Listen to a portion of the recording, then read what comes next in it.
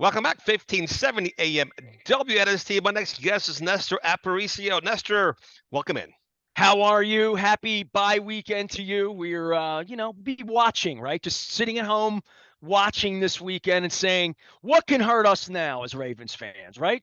Well, you know what? A lack of a contract for Lamar Jackson, I think, would hurt the fans. And a year ago, Nestor, I said during the bye week, the same exact time was the perfect time to ink this young man to a contract. He was having the best start of his career through the bye week. And 100 now million would have gotten him this time last year, oh my right? gosh, you know what? It's gotten a lot more expensive for the Ravens brass. Does he even have the appetite to sign with this organization after playing for what amounts to half price this year, right? $23 million for a player of his caliber. You and I watch a lot of red zone, Nestor. We see quarterbacks make great plays. We also see them make boneheaded plays, right? Interceptions, fumbles, etc. Lamar Jackson has been taking care of the football as of late. And I think that's something that's been understated. People talk about the receivers he misses that are wide open, but he's taking care When of the he ball. takes off and runs with the football, nobody ever pops it out of his hand. They can't No, catch him or the ball, right? They're hard enough trying to tackle him. You don't want to try to tackle the football with him, no. right? But that's when he turns from a quarterback into a running back, unlike the rest of the quarterbacks who are looking to slide. There's still quarterbacks when they're running, except Lamar Jackson. But you got to figure now with the Commanders, whatever we want to call that show down in D.C., up for sale. Jeff Bezos just Googled him. He's worth $113.5 billion. If Danny Snyder wants $7 billion, the guy can write a check for him. But these franchises keep going up and up and up in value. So what is Lamar Jackson's worth to Steve Bisciotti? Well, obviously, more than what Steve Bisciotti's willing to pay right now, right? I mean, do you really think they're going to negotiate with this kid during the bye? I mean, seriously, They do should. you really think They should. by Wednesday when practice begins he's going to be inked long term? I don't think there's anything they could put in front of him right now that would make him say yes. I really don't know. I think what's the number? I think he 275 wants the guaranteed, market. 300 guaranteed. What's the money? What Well, is? I mean, 275, they'll never go there. They'll never go there. And if they go there, then I guess it's for him to say yes, right? I mean, if they really go to 250 and 275, which is a hell of a long way from where they were, right? So I don't know what that means to Steve Bisciotti, who has his net worth and the team's worth $5 billion, and he's so insulated he didn't have to take questions from guys from Dundalk anymore. So I mean, and apparently never will. He thinks.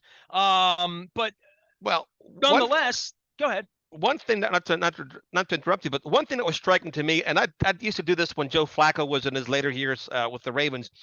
If I used to look at games, and if you just flip flop the quarterbacks, who would win? I think Monday night was a perfect example of that. Had Andy Dalton been under center for the Ravens and Lamar Jackson under center for the Saints, I would bet a lot of money that the Saints would have won because of what he does for an offense.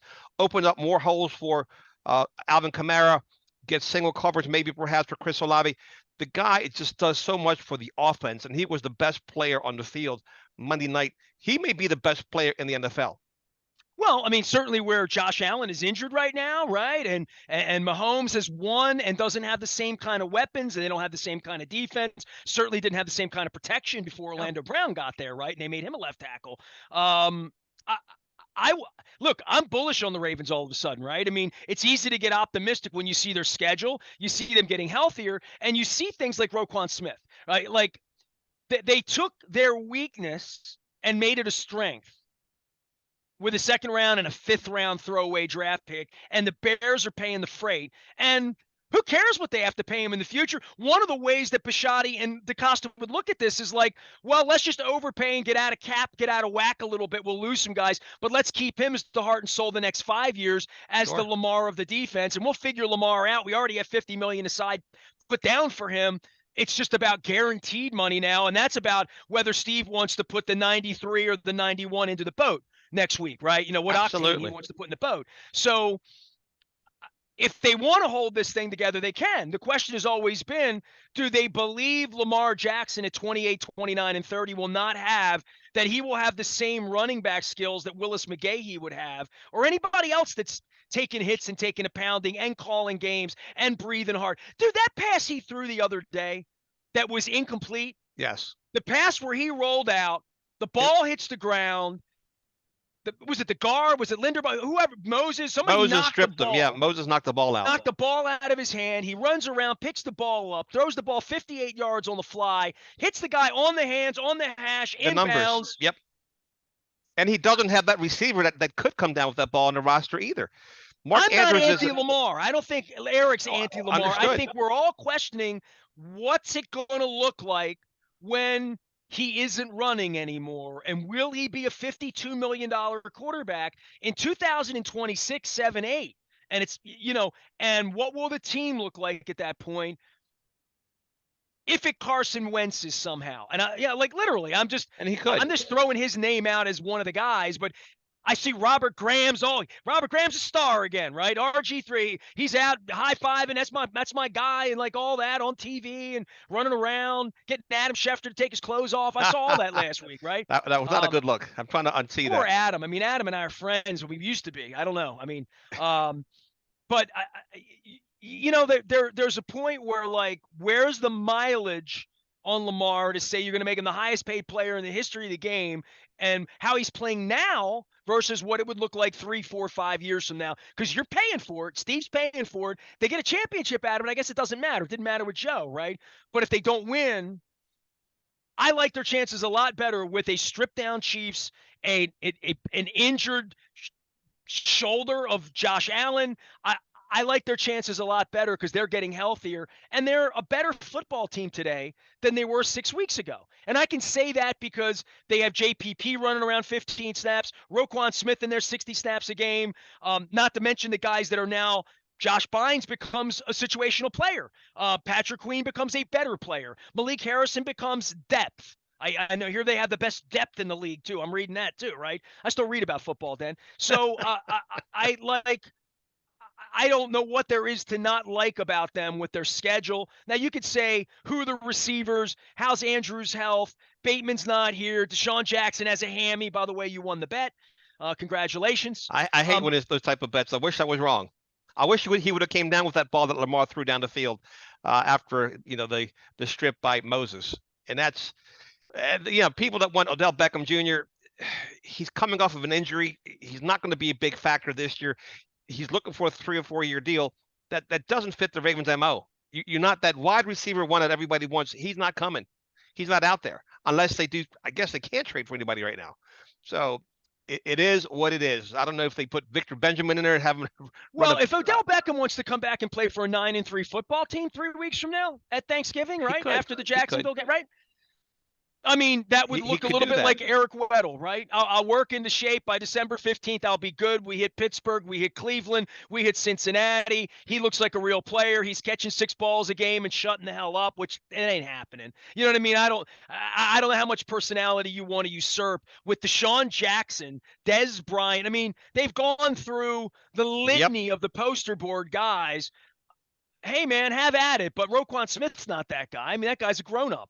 He's a grown-ass man, right? So he's a blue chip player. That was a brilliant move by DeCosta. You bring in a blue chip player who hasn't even really peaked yet in his career. He's only 25 years old, and maybe you franchise him next year with a wink and a nod deal to extend him after that. So Lamar Jackson will fetch 2, maybe 3 first-round draft picks. Who knows what the Ravens brass long-term thinking is these days? Well, I think their short-term thinking is we can win a Super Bowl right here, right? I mean, I don't think there's any doubt about that. That we can sneak into this thing, win a Super Bowl, win our division. Bills might fall apart, lose a couple of games here, fall down the mountain, wind up losing 5 or 6 games on the season. Same thing with the Chiefs, and the Ravens are 9-3 and signing Odell Beckham. I mean, that's a possibility, right? And they load up, and I don't say F those picks, but feel like when we're 9-3 and we have a quarterback on a $23 million deal who's a little antsy and uppity, and Tampa's available, and he might not even take our money if we take it to him right now, because he'll get even more money if he wins and hit his leverage and have what's the old the mortgage when banks compete, you win. And I mean, Deshaun Watson's the biggest winner in the history of the National Football League with guaranteed money after all of his allegations and hints that he had 4 teams lining up to sign him to that kind of a deal. What's Lamar's street value in a world where Amazon Prime is, bidding $4 billion on rights? Hey man, and he's his own guy, he's his own agent, whatever. I don't see any scenario where that kid doesn't want to play the field at this point. I just don't, you know? And the Ravens winning the Super Bowl, Nestor, would give them good problems, great problems. I had a good friend of mine, knowledgeable football fan, smart guy, told me years ago when in 2012, when the Ravens won a Super Bowl, he said, Dennis, I'm good for 5 years. He said 5 years. He said they could do no wrong for 5 years. That was his number. And as years have gone by, I think there's a lot of truth to what he said. So if the Ravens do win the Super Bowl and Lamar does leave town, I think there'll be forgiveness, understanding, whatever by a satisfied fan base will have had the third Super Bowl ring since 1996. Well, okay. I mean, they're a long way away from that, but we're legitimately during bye week, legitimately when the pumpkin's getting just right. You know what I mean? Pumpkin's a little early in August for me. September, I'm okay. October, it sort of warms me a little bit. I had a little pumpkin up Toronto over the weekend, but the pumpkin's getting ripe. And the Christmas bells are coming out. I saw that in Toronto. Beautiful Christmas display there. Looked like something right out of Home Alone. And they're a real contender. I don't know what the number is up at the casino, but when I was up there a couple weeks ago, it was a 15, 18 to 1. Probably getting down on 12 or 10. A little better. Like, I don't know what it is, but it's like that. And the odds are I would suddenly play $1 on them. Not at any odds, just because I believe. I am a believer that they can win a Super Bowl with a healthy Ronnie Stanley. Remember me with Ronnie Stanley? How many times did I say to you, the day that he went down, I turned to my wife in the condo. We were sitting there eating tacos. I remember it. Like, I remember it. He went down, and it was during the plague, which is why I was watching on the television. I turned to my wife. I'm like, they're carting him off. They can't win a Super Bowl without him. They That's can't. True. I mean, that's true. And especially after losing Yanda, right? That they didn't have that on the offensive line. He's back, Roquan Smith. You're talking about a different football team right now. You really are. No, it's very much a different football team. But let me ask you a question, Esther. Ravens were 3-3. I'm at M&T Bank Stadium watching them play the Browns. The stadium was half empty. The upper bowl, the lower bowl, half empty. At 6-3, coming off of a bye with the Patsies that are the Panthers coming to town, what's it going to take to get the fans to fill that stadium again, which they haven't done in a very, very long time? I can't tell you the last time. I know what it would take for me. It would take an apology from Steve Bisciotti for me and an open invitation because I bought those seats, and it's a disgrace. They're still empty, right? I venture to say they're empty still. There's nobody sitting in your old seats, Nestor. Nobody, because there's nobody sitting in half the seat. A fan of the Bills sitting. There were definitely Bills fans in my seats 6 weeks ago when the Bills were here because they filled the stadium. Look, Dennis, I don't know. I mean, the stadium wasn't filled with the Bills. It was still a half-empty stadium. Now there were about 10,000 Bills fans there. I venture to say maybe 8,000, but it was still a half-full, half-empty stadium. And that's my point. What's it going to take? Is it going to take us playing the Steelers, and then maybe we get 20,000 Steelers fans at the stadium? It's a good thing the Steelers are having a down year, because if the Steelers were 6-3, guess what? When they come to Baltimore, it might have looked like a home game for them. Well, Dennis, and people would say, well, it's price point. No, it's not. It was $20 to get in 3 weeks ago. It's not like price. All you do is click on StubHub at 10 o'clock in the morning on a perfectly nice day to go see a football game. And I turned to my wife before the game started because we were sitting down to watch it on TV, which still pisses me off. Each and every week, it'll probably piss me off the rest of my life, given my investment and given what I spent and given what I do for a living. I said to my wife, we could click a button right now for $68, all in, fees and all that. We could have seats in the stadium in the upper deck and be walking in the stadium right now. That if we had parked the car, had lamb chops with Jimmy, that could go boom, boom, boom, boom, walk in, bleep, we'll go to our seats, and it would be $150 less than what I would have given Bisciotti and Dick Cass 6 months ago. And what I've been giving my whole life for those tickets. So look, man, it's not a price point issue. And we're afraid of downtown at 10 o'clock in the morning on a Sunday morning, squeegee boys, whatever. I don't want to hear any of that. There is less passion for the team in going to participate in it than there used to be. Why that is? The Wembley knee, the cost to entry, old silver hair guys like you and me loving the city, loving the team, and your kid not caring, my kid not caring enough to want to go. And the other part of that is, what do kids care about? This is 15 years of playing fantasy football now, 20 years of playing fantasy, where your quarterback is the 49ers guy and your running back is the Chiefs guy, and you follow the league and you're red zoned out, and you grew up on red zone and you didn't grow up going down to the game because dad didn't take you or you just didn't have tickets or whatever, that there is no your mojo for football is to sit at Mother's or to sit at a bar or to be in the basement with your family or to have your buddies or your dorm buddies. I don't know. Look, the millennials and the Gen Zs all came out and voted on Tuesday, right? Like that's a fact that young people came out and voted. Young people are not voting to go to NFL games right now or Oriole games. I don't know about the NBA. I haven't been to a hockey game in a couple of years, but as far as going to game, you know what young people are doing? They're going to soccer games, right? Women's soccer's on fire. It's on fire. And the World Cup starts in 2 weeks. We'll find out whether, but every kid, every boy and girl in this country has played soccer now, right? So it's a different culture, but younger people, that's what they're doing. They're going to the DC United game or watching the World Cup or whatever. I don't know why they're not going to the games, but if you're going to the game, Dan, look around and see who's there.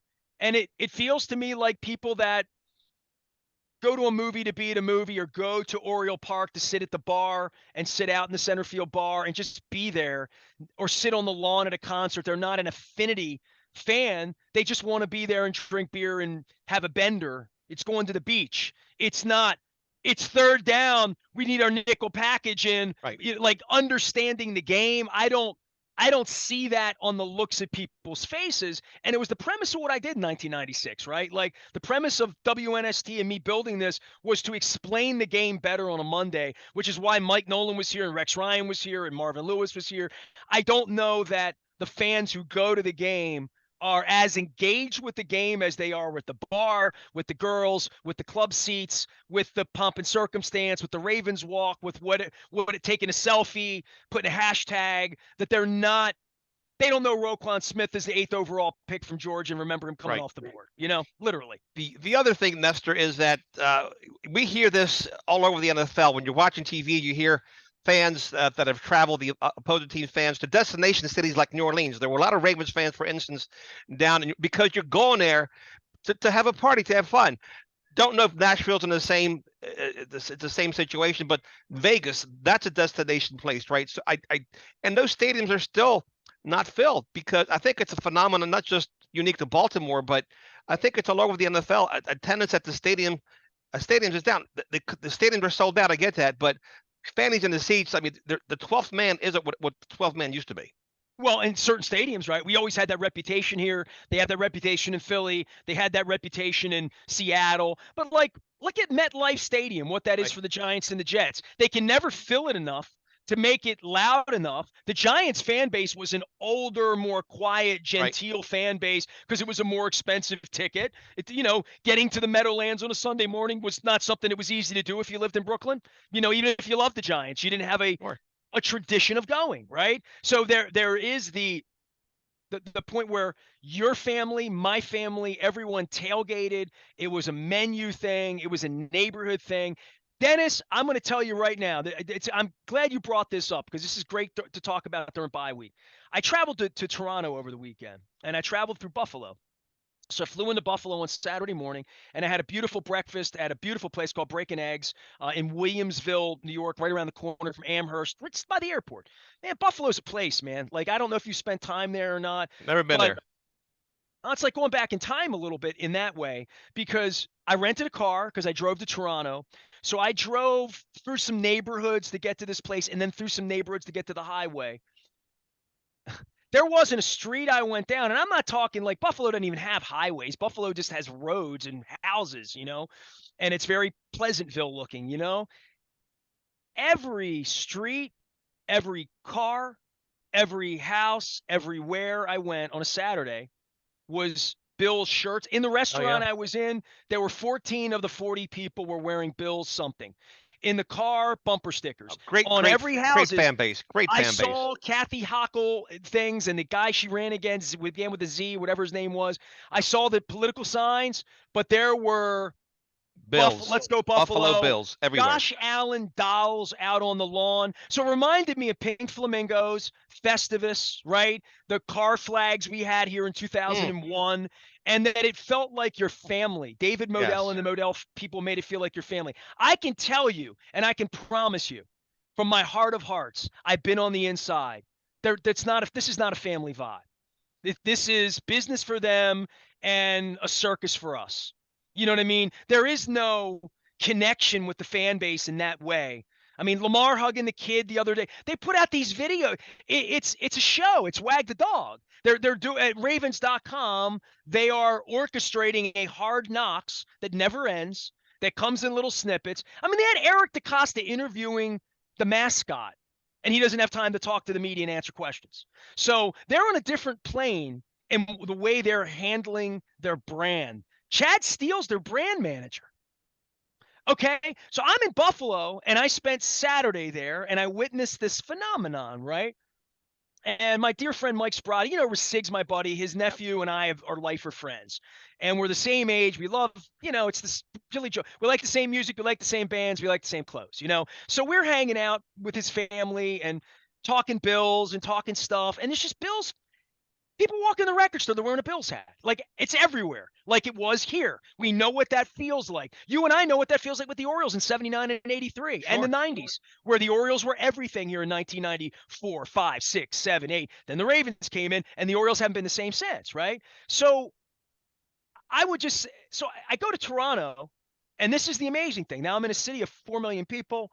I'm looking for NFL games, and they would have you believe that Toronto cares about the Bills. I spent 2.5 days in Toronto on streets, in the city, out of the city, in the car. I didn't see one Bills thing anywhere in Toronto. I went to the city, saw Blue Jays and their hockey team. Correct. And the Raptors. Oh, my God. The Raptors. There you go. The Raptors are a BFD there. Like, they really are. They've won. They're the one team that brought the parade to the modern era, right? So there's national pride around those teams, right? And I watched the World Series in a sports bar with people watching the World Series. I didn't see any Bills swag. I didn't see any.